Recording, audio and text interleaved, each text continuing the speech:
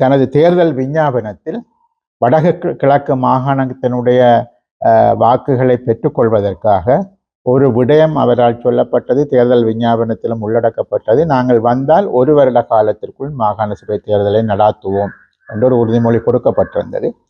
அதை நம்பி வடக்கு கிழக்கில் உள்ள மக்களும் அவர்களுக்கு நியாயமான அளவுக்கான வாக்குகளை கொடுத்திருக்கிறார்கள். மக்கள் பிரதிநிதிகளாகவும் சிலர் தெரிவு செய்யப்பட்டிருக்கிறார்கள். ஆனால் இப்பொழுது 2 வருஷம் கடந்துவிட்ட நிலையில் கூட மாகாண சபை தேர்தல்களை நடாத்துவதான உத்தேசம் எதுவும் இருப்பதாக தெரியவில்லை.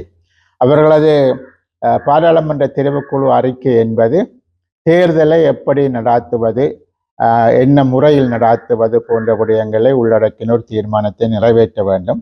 அவர்களை பொறுத்தவரையில் அது ஒரு தொகுதி வாரியாகவும் விகிதாசாரம் 2ம் கலந்த ஒரு நிலை என்பதை பற்றித்தான் அவர்கள் பேசிக்கொண்டிருக்கிறார்கள்.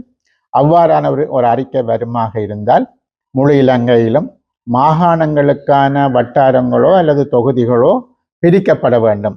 அப்படி பிரிப்பதற்கு அதற்கு மிக நீண்ட காலங்கள் எடுக்கும். 1 வருஷமோ 2 வருஷமோ கூட எடுக்கலாம். ஆகவே அண்மை காலத்தில் இந்த தேர்தல் நடத்தக்கூடியதற்கான மாகாண சபை தேர்தல்கள் நடத்தக்கூடியதற்கான வாய்ப்புகள் இல்லை. எனவே நாங்கள் ஜனாதிபதியிடம் கேட்டுக்கொண்டோம், நீங்கள் சகல மாற்றங்களையும் செய்யலாம், ஆனால் பழைய முறையில் தேர்தலை நடாத்தி கொண்டு நீங்கள் புதிய மாற்றங்கள் என்ன செய்ய வேண்டுமோ அடுத்த தேர்தலில் அந்த விஷயத்தை நாங்கள் நடைமுறைப்படுத்தக்கூடியதாக இருக்கும். ஆகவே காலதாமதம் இல்லாமல் தேர்தலை நடத்த வேண்டும் என்ற ஒரு கோரிக்கையை சகலரும் இணைந்து அந்த கோரிக்கையை முன்வைத்தோம். ஆனாலும் கூட அவரை பொறுத்தவரையில் இந்த பாராளுமன்ற தெரிவுக்குழு அறிக்கை என்று சொல்வதும் அறிக்கையை தொடர்ந்து அவர்கள் எடுக்கப் போகின்ற முடிவு என்பது அது ஒரு என்னது நான் ஏற்கனவே கூறியது போன்று அது முக்கியமாக இந்த எல்லை நிர்ணய குழு ஒன்றை நியமிப்பதில் போய் முடியும். அது நீண்ட காலங்களில் எடுக்கும் என்ற நிலைமை தான் இருக்கிறது.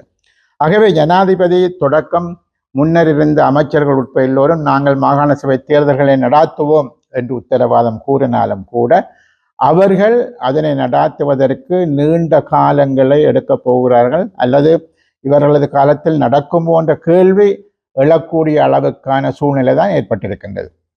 ஆகவே அவருடனான இந்த மாகாண சபை மூலமான சந்திப்பு எங்களுக்கு மன நிறைவை தரக்கூடிய பதிலாக அவரது பதில் இருக்கவில்லை.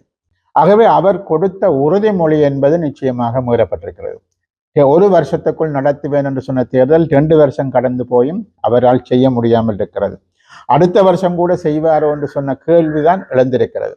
ஆகவே தமிழ் மக்கள் தங்களது மாகாணத்தில் தங்களது கடமைகளை நிறைவேற்றுவதற்கு தங்களது பிரதிநிதிகளை தெரிவு செய்வதற்கான அந்த சட்டபூர்வமான நிலைமை என்பது மறுதளிக்கப்பட்டிருக்கிறது.